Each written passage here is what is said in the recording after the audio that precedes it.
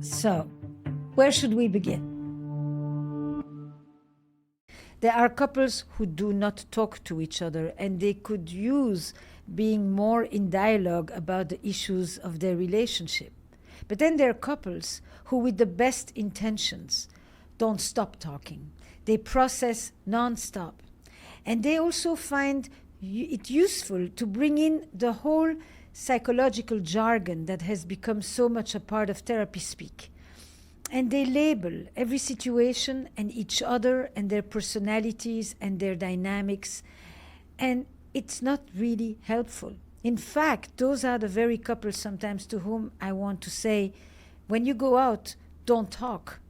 Move, sing, dance, but do not talk, because you are over-processing, and as a result, you are intrusive into each other. And you start to have all kinds of dynamics by which you are actually trying to get the other person off your back or out of your system. But you're trying to do this with kindness, and so you're sitting on a ton of anger.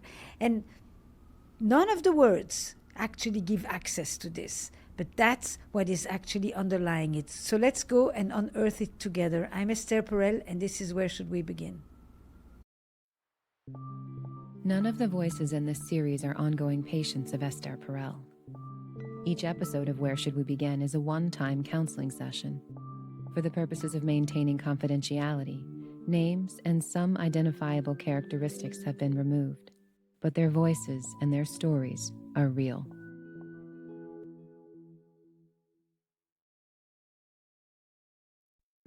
So the big one, of course, is the child. She's 18 months old, and she's our first child. We're never prepared for what kids are going to bring up in us. Since having a kid, he was in basically the worst depression of his life. Tons and tons of crippling anxiety. You know, she got pregnant quickly, and here we go. And in response to that, my anxiety and depression just shot through the roof last year. Everything became just so anxiety-provoking around our child's sleep, around her eating enough, around like everything. And I was kind of in the opposite world where I wasn't anxious and I wasn't super overwhelmed with it. And even to the point where I actually really want to have another child. And he's like, do you remember what it was like for me? A lot of that comes down to money as well, and where we are with money. She decided early on that she didn't really want to continue work as it was, and she wanted to be a full-time mom and wanted to move into illustration and being an artist. That's been a slow process. I have wanted to be an artist and an illustrator for my whole life. And now I had a kid, and I really liked staying at home with her, but we're running out of money, and he can't support us on his income only. So he's really pushed me and asked me, hey, it's time. If you want this dream, you have to choose it now. And then I will get mired in self-doubt and say that I will do things, and then I have a lot of trouble actually doing them. There's issues of neurodivergence. My partner's ADHD, and my what might be neurodivergence or CPTSD or both. The last piece that's very big for us is our non-neurotypicalness. I have ADHD. He believes he has autism. And so both of us have very different ways of relating to the world. And that also plays into our struggles with communicating, with being kind to each other and supporting each other. When I read the intake interviews about the changes that had happened in this couple's life, they have an 18-month-old, they experienced the transition to parenthood, they experienced changes in their professional lives, but they also had a lot of jargon, a lot of therapy speak, a lot of words that are meant to help understand the other person, but in fact, they muddle it. It becomes a conversation of acronyms: ADHD, CPTSD, autism, neurodivergence, and there is definitely a need to attend to any of these acronyms. But also there's a need to understand the role they play in a relationship. and the way that sometimes they are used between partners. All right. Let me do a quick pulse check with each of you. Where are you? Where do I find you? Not just geographically, but also mood, relationship, internal weather. We're in our house. I'm in my daughter's bedroom, and I'm feeling a little bit nervous, excited. How old is your daughter? She is 18 months. And is she there? She is gone with a friend. Wonderful. Yeah, this is the first time that we've actually put her in someone else's charge for this long of a period.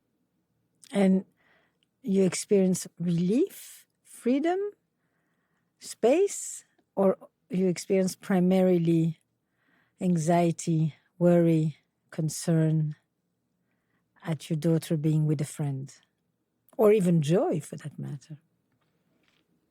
Joy. Yeah. Joy, yeah. Joy. Spaciousness. Great. It's been a thing for a long time where I really felt like we need to create that space with her. I was ready for not the right reasons, maybe. What does that mean? What are not good reasons? To make my anxiety go away. My anxiety about? Literally everything. Yes, but what is the problem with doing things that diminish your anxiety? Why is that framed as something negative? Because what I've learned this year is that anxiety is a block to being able to live life in some capacity. And this year has been showing up to those scary things in service of the life that I want.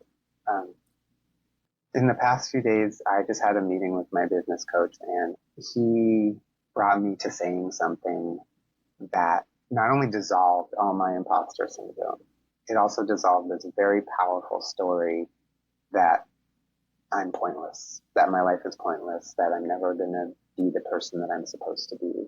And it all came out in this one very simple phrase. And the phrase was? The phrase was, I help people solve their problems. Mm-hmm. And it didn't require me to be anything but what I was. I identify as an Enneagram 4, so there's a lot of staying in my own world and feeling lack and loss and grief and non-inclusion. And that's what's really changing this year after a really, really horrible year last year. Is it important for me to know about last year, or is there a different place for us to start? I wish we had recorded literally the 30 conversations we've had approaching this time. Maybe I want to start asking you about that. How did you prepare? And what has come up? Like, what is the session that you have had, or the sessions, in preparation of this session? Do we want to just rattle them off? There's so many. There was the one, and this is kind of a little self-serving, there was the one where she, for the first time, he turned to me and he said, I'm pretty sure I have OCD and I've been very controlling about things. And that has been something I've been waiting to hear and just have a shared understanding around so we can move through it.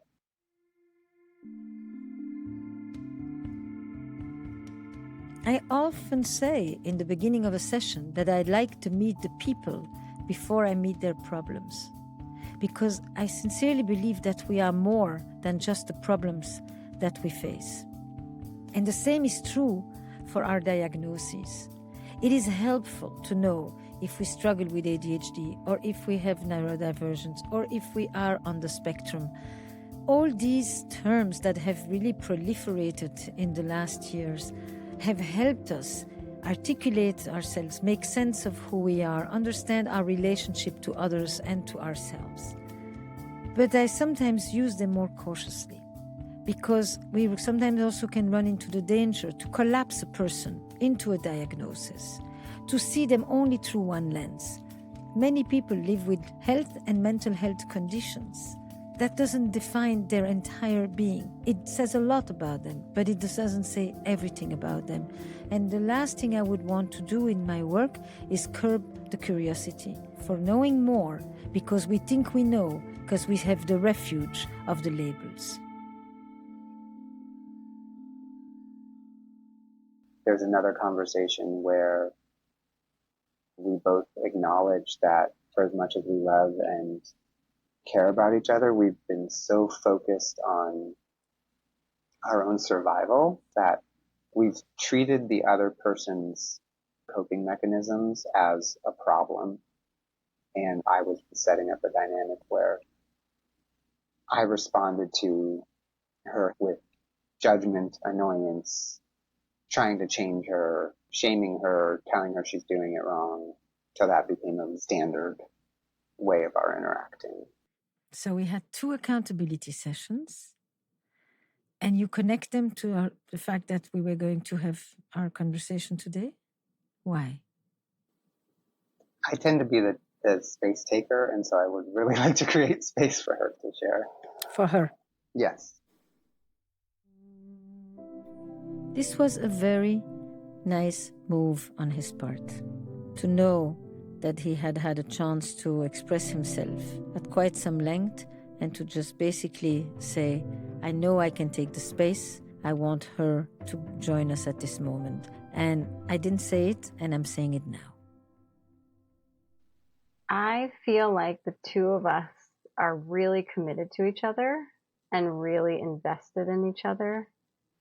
And we've spent a long time in our relationship caring about one another's struggles.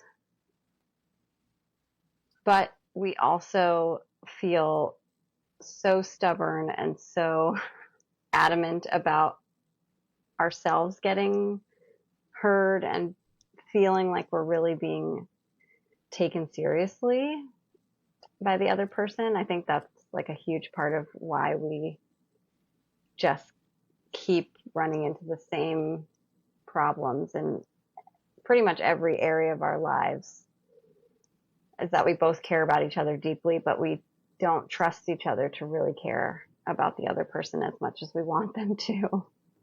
Say that again. We care about each other deeply, but the other person doesn't trust it.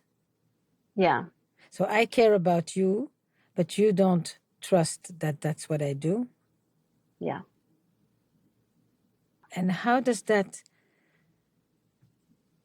distortion get created? What is it that you do, each of you, that lets the other person think you don't have my back?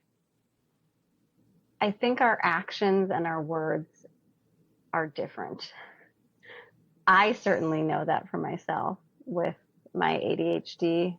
I struggle to actually do the things that we've spoken about in our partnership as important. He used to ask me for a Monday meeting every single week where we would sit down and we would talk together about what's coming up during the week, what we're going to do. And I think I made that Monday meeting a priority maybe twice in the many, many months that we tried to do it. Something would come up. I need a snack. I need to go to the bathroom. I could barely sit still. And I don't know why that was always happening at these Monday meetings that were very important to my partner. And I wanted them to be a priority. And I felt so rebellious. Yeah. The rebellious is a huge part of my life. So would it be accurate to say we care about each other deeply, but we don't necessarily support the requests of our partner because we also experience these requests as controlling? Yes, absolutely. Okay. Absolutely. So we are very kind, compassionate people who get into power struggles, but we don't name them as power struggles. Well, we do, actually. Okay. Because one of the things that I have said is that I feel like I have no agency, that she wears the pants in the family. And I often state it in very either harsh or just like big energy, but it's like they're angry ways because I feel small, because I don't think they're going to be listened to and respected. So then I'll say something like, well, this isn't going to work anyway, or you're not going to do this, or I don't know what the point of this is. And then she complies. She complies. She basically acts in a way that completely agrees with what you just said. It's not going to work. Nothing's going to happen. Yes, she complies with that. She Absolutely. complies. Yes. Yes. It's interesting to hear him say that he doesn't feel he has agency in the relationship, especially after both of them have just acknowledged that he can shrink her into a tiny shrimp. He can make her doubt herself. He can tell her that she's not proactive enough, that she's not confident enough about her job. He can rattle down a list of things that she does wrong. But in his mind, he's doing that because he feels small himself. And as a result, he tries to bring her down to the same level where he is. And what's very interesting for me in listening to them is that they are full of self-awareness. And they even have a lot of awareness about what they do to each other. But it doesn't serve them.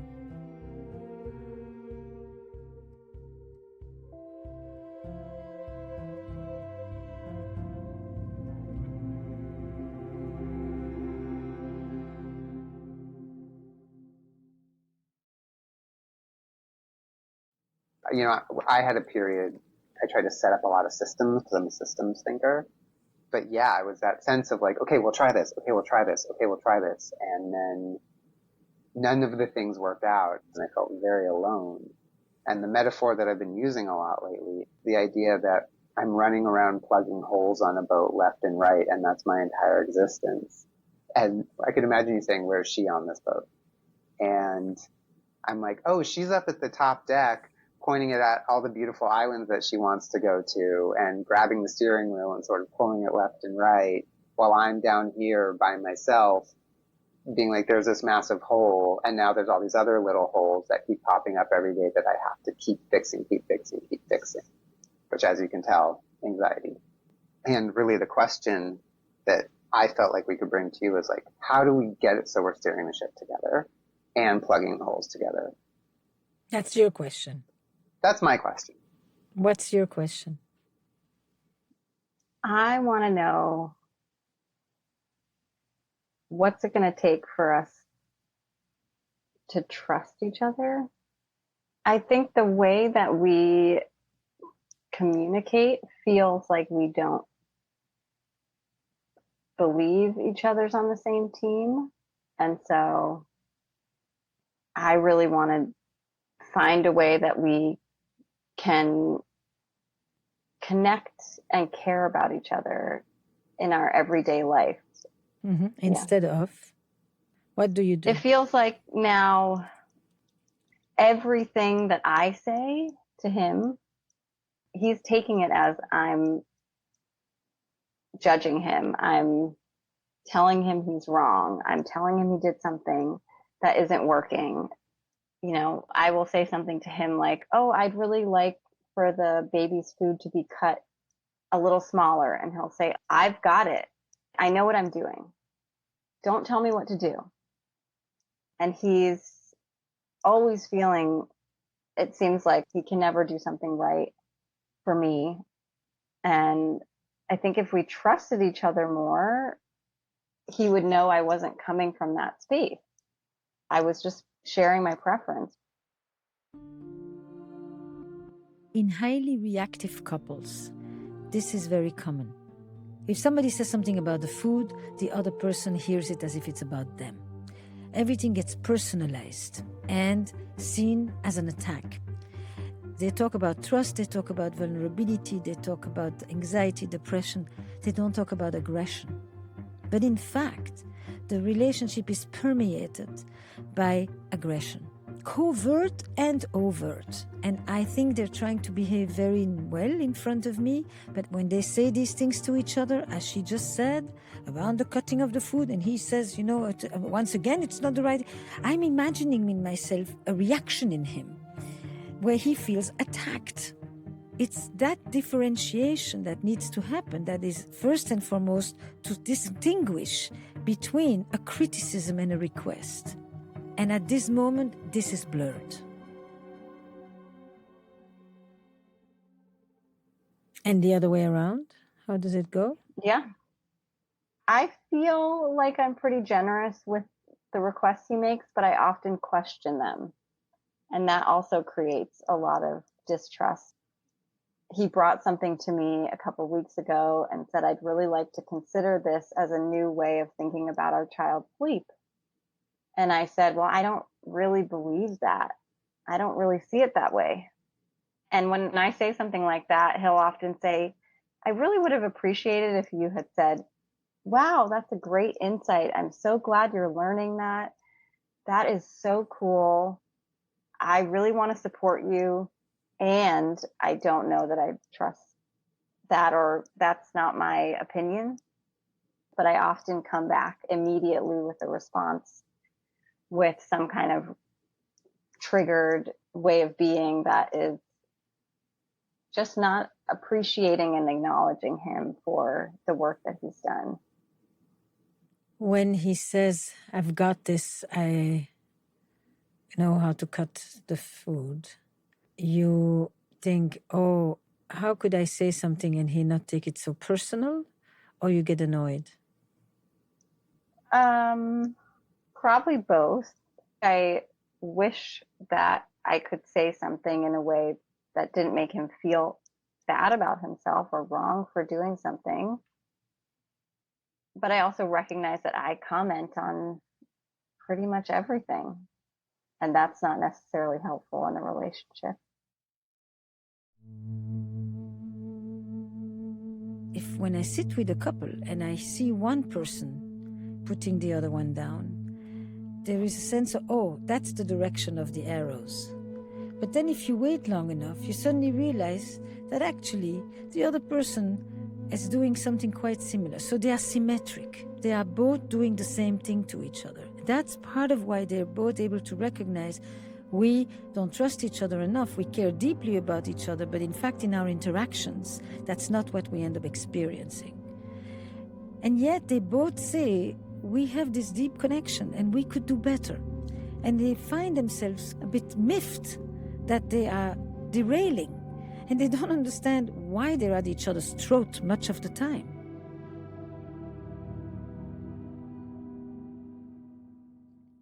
You know, you talk a lot about issues of trust,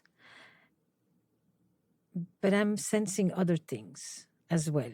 And I have a bit of a dilemma because you are very articulate people and you are extremely jargonized. You have internalized the entire vocabulary of modern psychology.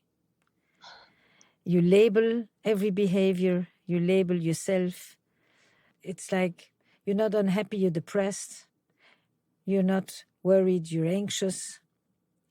You're not rebellious, you're ADD. You're not pissed that he's telling you what to do and you absolutely don't like anybody telling you what to do. And so it becomes OCD. And my reluctance is I don't want to add to that because I want to create more air and space between the two of you that isn't psychologizing, jargonizing, and pathologizing, because that, I don't see where that helps with trust. Sometimes it's good to know and to name things, don't misunderstand me. But this, it's like everything is labeled. So in effect, you never say what you feel. You know, when you say, I'm a systems guy, she's rebelling and you are saying, I have better systems. And you're not actually reading when she says, I don't want all these structures. Don't tell me what to do. Then you suddenly start to feel depleted and defeated. It becomes depressive energy. It's a dance between the two of you that has a few elements. A, it has pieces of power struggles, but not acknowledged as such, spoken about in the language of compassion or lack of compassion and trust. But in fact, there's controlling issues. And that doesn't mean one of you is controlling. It means the other person experiences your requests as controlling. 2, everything gets personalized. Cut it differently becomes I can't do it right. Rather than, are you concerned that she could choke? Or come back with the pieces and say, are they the right measurement, missus? Basically, you can regain a lot of power and a lot of control with humor, because humor brings perspective to this. Instead of, oh, now I've been pierced with a dagger again, I can't even cut the food. And I'm thinking, this guy needs a lot of humor to diffuse this, because he takes it so personal. And the third element is there's very few things that one of you can feel or do or say that doesn't elicit a reaction in the other. You're too close. Now, it's a terrible thing to say to people, you're too close, because we supposedly all strive for a certain kind of closeness. This is too close. That closeness leads to personalizing, rebellion, friction, in order to create more distance. And so you each are constantly pushing your elbows to say to the other, give me space, give me room. I have a thing I call toxic coaching that I do only with her, where it stops being about me helping and it starts being about why isn't she getting this? Mm-hmm. And when we got together, I felt what we could be together. I felt my potential. I felt her potential. And you're absolutely right that there has been something with her where I've been so impatient and so intolerant, but I was so scared last year that we were going to run out of money and that all these other things were going to happen. Part of the thing that kept me down last year was the feeling that not only was I unemployable, which I have a history related to that, but basically she's unemployable because of the ADHD, because of the challenges of being on time.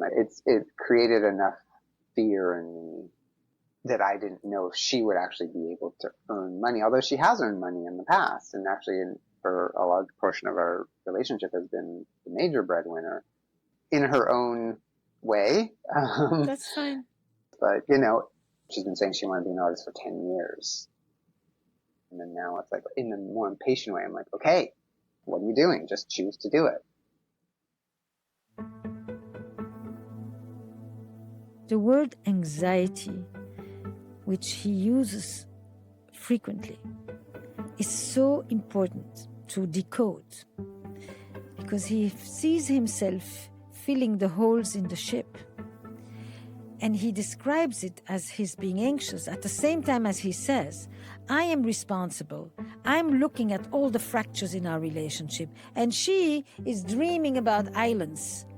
She's clueless, which is part of the putting her down and experiencing himself as the one who does it all, when at the same time, she has been the primary provider and he has struggled with work.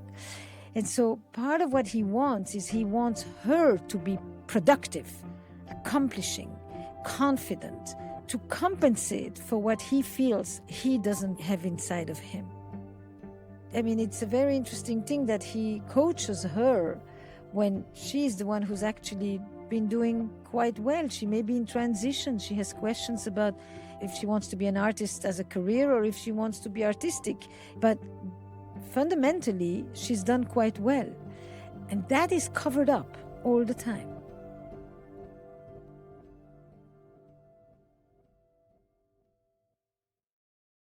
I feel pretty scared about my own inability to do what I want to do. And my partner is sort of like naggingly in the background going, well, you said you wanted to go in this direction and you're not. What are you doing? And when I became a mother, I felt that magical flow of, oh, this feels really good. Like I'm challenged in a really good way all the time, every day. And I'm not feeling that about my illustration or art. And so I think it's feeling stagnant and I don't quite know how to get to the next place with it. And I am really afraid of disappointing my partner and disappointing the narrative that I'm going to become this successful illustrator. There is your pursuit of art as an identity. There is you're using your talents as an artist to have a career, which may not be the same. And then there is, what do you both need in order to provide for your family and for your life? And do you have an understanding that this is a joint endeavor, that you expected both of you to be financially providing? And if you do that, then your questions about your art, you can do as much thinking about that as you want. It's yours. You can basically say to him, we agreed that I need to provide this amount of money, and that's what I do. And how I do it is my business. At this moment, everything is constantly bleeding into each other. Child, family, mother, artist, illustrator, it's all flowing as if it's a delta, you know? And therefore, he needs you to be the successful artist so that he doesn't have to feel that he's the sole provider. I'm trying to do a little storage arrangement because you talk about one thing, you talk about 6 things. Yeah. And the challenge is, I talked about I'm a systems person, and I found it very helpful. And that hasn't really worked for her or with her. What happens, though, is that you're so invested. It's like a parent who wants their kid to do their homework more than the kid should want themselves, or play the piano, or go to the baseball, or whatever. You can't want more for the other person than the other person wants for themselves. If you want it so much more than them, then something happens inside of them where their preoccupation is less about the issue itself and more about how to get you out of the system. Yeah. And I appreciate that. I think the question is the how. How are we steering the boat together? Yeah. That's what I want to know. I don't know how. Let's go very concrete and basically practice other vocabularies than the primary one that you both are in. And that is fine, by the way. It's just that it's too dominant. This kind of ongoing processing. Mm-hmm. Can I bring up the example? Sure. The example I really wanted to give, which happened recently, is I wanted to take our child to the pool, and we also had a dinner to go to right afterwards. And it's about an hour before we have to leave, and he says, that's not enough time. That's too rushed. This is what you always do. What if something goes wrong and we can't quite make everything on time? He's often telling me I don't really think through how long does it take to get ready for something? How long does it take to prepare for the next thing? The moment he starts talking about that, my brain is going, I can't concentrate on what you're saying. I need to get ready. I need to get our child ready. We need to get out the door. We're going to make this happen. I want to make my dreams come true. Everything's going to happen and it's going to be great. And he says to me, hey, you're not acknowledging that I'm here having a little bit of a freak out. I need you to pause, take some time to acknowledge that I just said this is really too much for me. I need you to honor that and say, I hear you. I really get it. And basically have some compassion for him in that moment. This has happened millions of times. And I sit there and I kind of freeze up and I'm like, how do I get this all done? And now he's upset and now it's my fault and I've only got 20 more minutes and I just want to make him happy and feel better.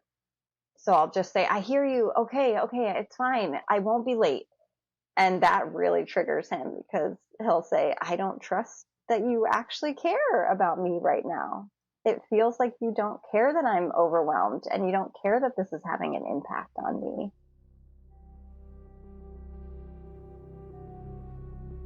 So this is a perfect moment where they illustrate how it doesn't matter the situation, the form is going to be the same.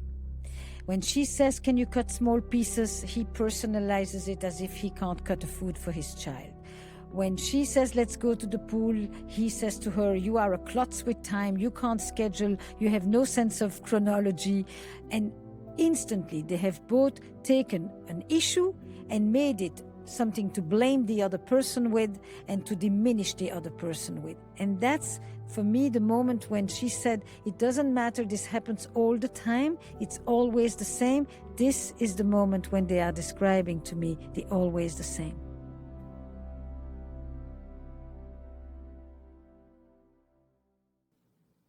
Did you go to the pool? Mm-hmm. Yeah.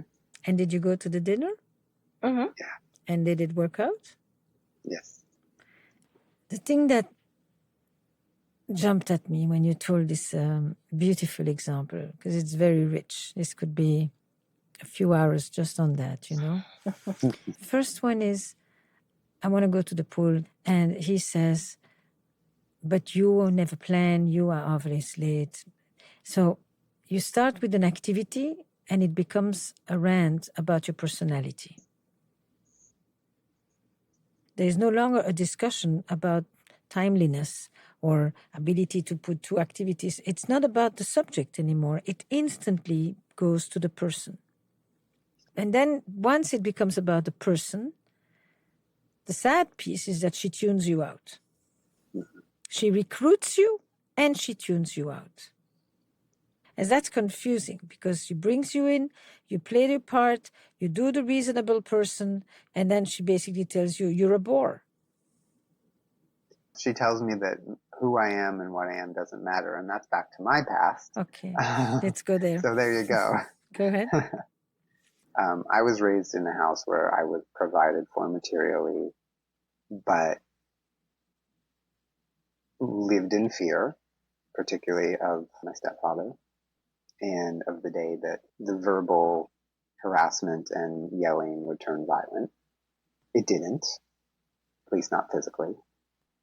But the story I always tell is that I had fashioned some weapons that I kept under my bed, and I had planned out in my head how I was going to stop him if I needed to stop him. That never happened. But you kept yourself small. I was scared all the time, constantly. And then my mother, who I am not in communication with, I was provided for materially, but it was like there's no emotion to it. And so me being an emotional, sensitive, scared child, I was just met with this constant questioning of who I was and what I was about and whether it was okay. And it was actually my mother who chose to break off contact with me after an incident, and extremely unreasonably. So to me, her not taking literally 30 seconds to tune in, say, I hear that's true for you and I care. What can we do, and or is it still okay if we move forward? Now I see you shake your head. So that means you know that if you actually took a moment, yes, that if you took a moment to acknowledge him, that would dissipate. Oh, yeah. Okay. I've had a couple of therapists say, you know exactly what he needs. Mm-hmm. So if I can stop and take a moment and really drop in, like, hey, I notice you're feeling alone right now. Or I'm really sensing that you're feeling anxiety or fear. And how can I support you? I've had many people just say, like, it's so clear what he needs. Right. And I just have this tendency to want to say, it's not my responsibility. I don't want to have to do that. Like, I told him there's an hour before we have to go. Let's get ready and do it. Why does he need so much support right now? And that I feel terrible about that. And I also feel somewhat justified because it comes up almost every time we have to go anywhere. Actually, it's gotten a lot better, but it used to be that he like viscerally didn't want to go most places. So he would actually get really upset and he would come to me and say, I actually feel so anxious and I'm so uncomfortable and I don't know if I can go. And I would say, we have 20 minutes to get ready. I hear your social anxiety or whatever's coming up, but I have to get ready. I can't be there for you in this moment. Have you ever tried the other direction? Actually stopping? No. Instead of, I can't help you. We've got 20 minutes. I've got my own stuff to deal with. The other direction would be, you'll be fine. You often have a little freak out just before, but we have a beautiful community. That's where you're going. You say, I don't want to be in the deficiency. I don't want to have to take care of something that's not my responsibility. Nobody says it's your responsibility. It's just a nice thing to do. So you don't want to parent him in that moment. You have a kid. You don't want another kid. Get it? But you can reassure somebody very quickly and just say, shall we put a good piece of music? What's a song that can accompany us? Not talk about it necessarily. Put a good piece of music, say just something about how much fun it was when you went the week before, and then name this anxiety. Give that anxiety a name and just say, oh, Mary came for a visit again. We should tell Mary that she's not invited tonight or something. Whatever the name you want to give to. But this anxiety needs to become named and externalized rather than constantly seen as invading your entire being. And then you just say, oh, Mary, come on. What are you doing? But now you're talking to Mary rather than to him. There's a ton of different ways to respond that are A, more fun, B, more productive, and kinder, and probably more effective. A kiss would actually really help me in this moment, a hug, a smile. But it's about diffusing. It's not about not taking these things seriously, but it's also about not letting them run the show. Yeah. I'm feeling some dance-off energy. Yeah. I think we're just getting into it. It's like, nope, it's time for a dance-off. Yes. Let's do it. But the point is to cut it short because you spend too much time in there and then you become more defiant and more rebellious to him because every situation becomes a 10 very quickly. Yeah. You first need to change the intensity, the predictability, the rigidity, and the reactivity. And then we can go to the content. Yeah. One of the issues of the content is we have a kid, we think about financial stability differently from before. The goal is not that your identity needs to be connected to your career, needs to be connected to your income. And if he's not a good advisor, you find someone else. That's fine. It's not a personal rejection. I would like that air. I would like to not have to take on that piece. I want to trust her that she can do this. No, you don't have to trust her. Okay. No, you don't. You may. But you don't have to. You may think that you don't really know if she will one day pull through on this and throw herself into it. I don't need to trust that she's going to make an art career. It's actually a little more fundamental. I've seen her work patterns, and they're not all great with late invoices and all of that, and it drives me bonkers. And could you help her in that area to set up? I tried. Okay, that's okay. Don't do it. Then she'll hire someone. She'll hire a bookkeeper for 2 hours a week. Yeah. But what I'm hearing that you say as well is you get good advice, you go to therapy, you have other people telling you what would help, and then you say, why should I? You do solicit and dismiss. Like you do with him, you probably do with the therapists too. You may want to ask yourself, how do I step out of that? I ask for help, and then I defy the help. Yeah, I mean, I've had multiple therapists where I said, I really want help with ADHD. I want help with specific things in my relationship. And I ask them for help, and then I decide not to work with them anymore. But I just kept coming up against, I'm the only one who has the answers. They're not giving me enough information. It's not helping me. Yeah. So have you had this running text today as well? No, actually.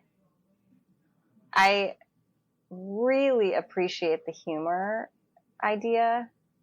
And this idea of enmeshment is huge. I mean, we joked that we were spending every day with each other. We like never were apart for years. We lived together in a really small space, often in tents, because we were farming together. And so we would live in these tiny places with each other and rarely do anything apart. And that was something we liked, but I think at a certain point in our relationship, we realized this is actually really unhealthy. One of the most important tasks in every relationship is how we straddle autonomy and togetherness. This is what you're going to have with your child too. You're good at how to create the togetherness. You are new and gradually learning to create separateness. Independence, individuality, freedom, air, space, differentiation, as we would call it. So I have a question. What's a good piece of music that you like, that when you start to feel like you're getting all entangled, you would say, time for... I can think of like 5 or 6 Go songs ahead. that would make me happy. I'm just trying to think of ones that would also make her happy too. What like would ones make that we- you happy? No, it's not happy. Disentangle us. Stop us in our tracks. Yeah. Shift the mood. If you shift the mood, then you can shift the dynamic. Yeah. And whoever initiates the disentanglement needs to be met by the other who says, okay. Because you have to see this as a maneuver to help the relationship. It stops us from going down that rabbit hole. Yeah. And no talking. Because in those moments, talking is not helpful. Yeah. Mm. We used to have moments where we would light a candle, turn off all the lights, play music. Mm-hmm. It would often not be when it was super heightened, but more when it felt like he was in need of a break. Like, let's take a pause, and we're about to cook dinner. We're about to get into the next thing. Let's Nice, just... beautiful. And probably more helpful than we should have a Monday meeting to discuss the week. Yeah, the meetings was just more about slowing down I know. the planning and the this and what are we doing this and oh this, and it's to the point where it's like I just want to say good morning to her and have a kiss and like try that instead of literally her coming down and saying like, hey, do you know where so and so is, or I have to do this thing. You The need... slowing down is important. Okay, but it's slowing down and it's reintroducing some ritual. Mm. Yeah. You have rituals with your daughter and you have routines for yourself. Rituals are routines that are imbued with creativity and intention. Mhm. You probably have rituals if you go to dinner with other people and you do your holidays, but you don't have enough rituals that create an enshrinement around the two of you. Yeah. I think that's so helpful because the alternative is this feeling of like things are always falling forward for me, and it's like, can we pull back and like in the morning, kiss the morning before we say anything else, you know? Like, But if she's not giving you the kiss, give the lead with a little more spice. so that it doesn't come from that place of, I feel neglected, I feel unseen, Right. I am upset, or now she has to decide if she wants to get into a caretaking session and all of that. Use your spunk. How would that be? Can you come down a second in the way that he thinks it's too fast, too busy, too distracting? Give him the lines. Oh, like, This is a yeah. scene, so we may just as Yeah, well So rehearse we're the play-acting scene. now. So I walk downstairs into him and our daughter having breakfast, Mm-hmm. and I say, oh, I forgot that I told this person we were going to get there at 3 p.m. Mm-hmm. And he says, can we just stop? Can we just connect and say good morning and be present with each other? And then? But I'm already stressed out by that time. Right. Okay. All right. But I totally hear what you're saying. So instead of me saying the thing that she said, what's coming to me now is I would turn to our child and I'd be like, hey, baby, I'm going to kiss you because mama doesn't want to kiss. And it's a little shaming, but it would be very playful. I'm not trying to shame her. We'll see how it lands. But, just bringing a little joy, bringing a little connection. And then she'd get the message, I think. And kind of snapping her out of her thing, Yeah. but without taking it personal. Yeah, totally. The essential word is playful. Yeah. I have a feeling that some of the trust that you're talking about is more likely to come back with playfulness than with rules. Yeah. And for that, there needs to be a little bit more space. The space is in order to come closer, but differently. Mm-hmm. I only have one session with this couple, so I'm not going to be able to transform the whole culture of the relationship. But I do introduce the notion of playfulness, because when you play, you can say a lot of things without taking them too seriously. When you play, you have the license to be slightly aggressive or hostile, but it's for fun. When you play, it's when risk-taking is fun. And I'm trying to first create a different mood between them, because they take it very literal, because the enmeshment is such where everyone is experiencing the reality of the other as if it was their own. It's that kind of loss of boundary. And so playfulness actually introduces a boundary, but the boundary is in order to create a more healthy space where people can actually connect. Where Should We Begin with Esther Perel is produced by Magnificent Noise. We're part of the Vox Media Podcast Network, in partnership with New York Magazine and The Cut. Our production staff includes Eric Newsom, Destry Sibley, Sabrina Farhi, Kristen Muller, and Julia Natt. Original music and additional production by Paul Schneider. And the executive producers of Where Should We Begin are Esther Perel and Jesse Baker. We'd also like to thank Courtney Hamilton, Mary Alice Miller, and Jack Saul.